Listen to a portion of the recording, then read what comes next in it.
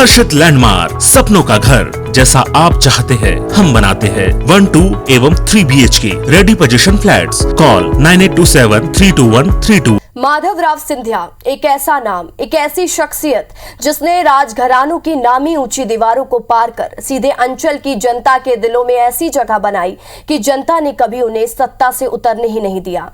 लगातार जीत दिलाकर उन्हें बना दिया था अजात शत्रु, पर नियति को कुछ और ही मंजूर था। 30 सितंबर 2001 को एक ऐसी घटना घटी जो शायद आज भी लोगों के जहन में है।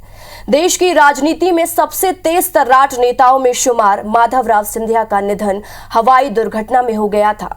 आज इस बात को 20 साल से ज्यादा वक्त गुजर गया है, लेकिन अब भी लोगों के दिलों में माधवराव राज करते हैं।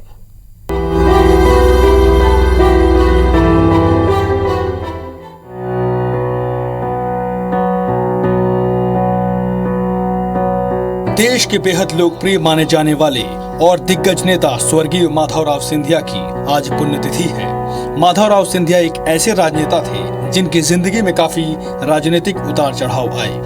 वो कभी मुख्यमंत्री बनते बनते रह गए तो कभी उन्हें चुनाव जीतने के लिए माताजी की अपील सहारा बनी। उनका व्यक्तित्व वाकई करिश्माई था। राजनीति के जानकार बताते हैं कि पूर्व केंद्रीय मंत्री रहे माधवराव सिंधिया का जन्म 10 मार्च 1945 को मुंबई में हुआ था। उनके व्यक्तित्व और राजनीति में कार्यकाल नेता के रूप में उन्हें आज भी याद किया जाता है। तो वो एक व्यक्ति नहीं थे, एक विचारधारा थे।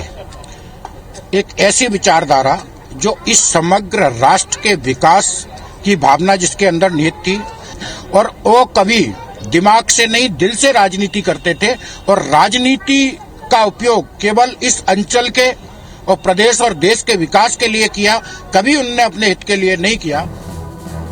कहा जाता है माधवराव सिंधिया हमेशा से कांग्रेस के ही चेहरे थे। माधवराव ने ऑक्सफोर्ड यूनिवर्सिटी से पढ़ाई के बाद पहली बार चुनाव जनसंघ के टिकट पर लड़ा था। राष्ट्रीय स्वयंसेवक संघ से माधवराव के परिवार के ऐतिहासिक रिश्ते थे।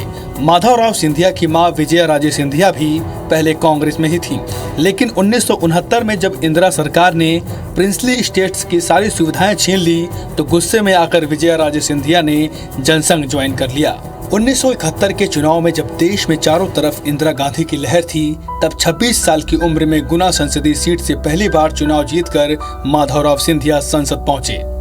इसके बाद भले ही उन्होंने पार्टी बदल ली हो, लेकिन उनकी जीत का सिलसिला कभी नहीं थमा। फिर जब अगला चुनाव 1977 में इमरजेंसी के बाद हुआ, तब माधवराव सिंधिया गुना संसदीय सीट से दोबारा चुनाव जीते, और इस बार स्वतंत्र उम्मीदवार के रूप में। 1980 के चुनाव तक उनका झुकाव कांग्रेस की तरफ हो चुका था। माधवराव सिंधिया ने गुना से 4 बार चुनाव लड़ा। उन्होंने 1971 में पहली बार चुनाव जीता। उस समय वो महज 26 साल के थे। इसके बाद वे एक भी चुनाव नहीं हारे। वो लगातार 9 बार लोकसभा से सांसद रहे। वहीं आज भी माधवराव सिंधिया के साथ काम करने वाले नेता उनके साथ गुजारे हुए पलों को याद करते हैं। महाराज सिंधिया का व्यक्तित्व अनुकरणीय है। उनके जैसा व्यक्तित्व आज राजनीति में देखने को नहीं मिलता। उनके साथ मुझे कम उम्र में काम करने का अवसर प्राप्त हुआ। मेरी बहुत कम उम्र थी, और वो काम करने की जो उनकी शैली थी, आज वो शैली देखने को नहीं मिलती। माधवराव सिंधिया को भारतीय राजनीति का अजात शत्रु कहा जाता है, यानी कि अटल बिहारी वाजपेयी को उन्होंने चुनाव हराया था। अटल बिहारी वाजपेयी भारतीय जनता पार्टी के टिकट पर ग्वालियर से चुनाव लड़ रहे थे।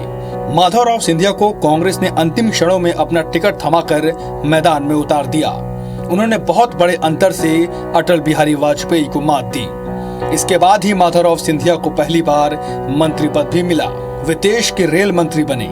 इसके बाद पीवी नरसिम्हा राव की सरकार में भी वो कई मंत्री पदों पर रहे।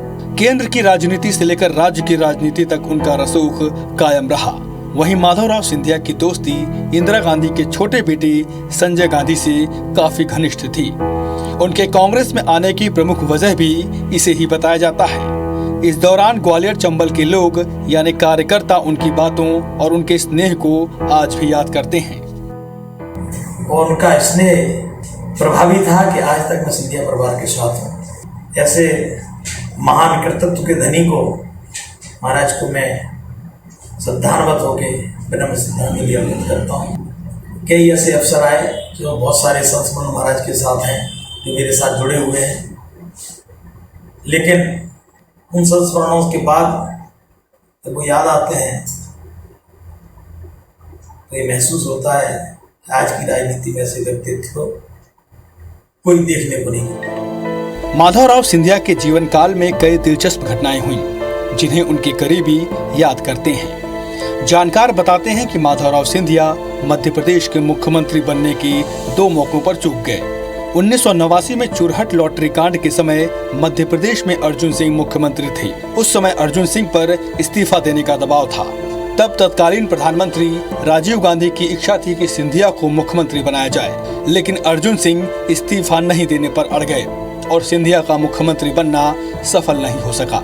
इस घटना के बाद प्रधानमंत्री राजीव गांधी अर्जुन सिंह से नाराज भी हो गए थे। माधवराव सिंधिया को ग्वालियर चंबल अंचल की विकास पुरुष के रूप में जाना जाता है।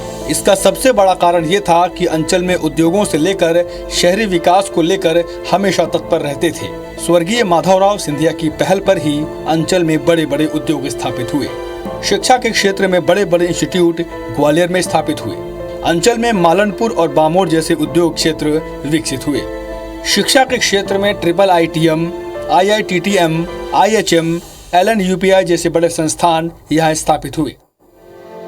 आज जब वो इस दुनिया में नहीं हैं, तो उनकी याद जरूर लोगों को खलती है, लेकिन अब धीरे धीरे उनके बेटे ज्योतिरादित्य सिंधिया देश और प्रदेश की राजनीति में बड़ा नाम है। ज्योतिरादित्य सिंधिया मोदी कैबिनेट में उड्डयन मंत्री हैं। साथ ही अब अपने पिता माधवराव सिंधिया के सपनों को पूरा करने में लगे हुए हैं। नासिर गौरी, IBC 24, ग्वालियर।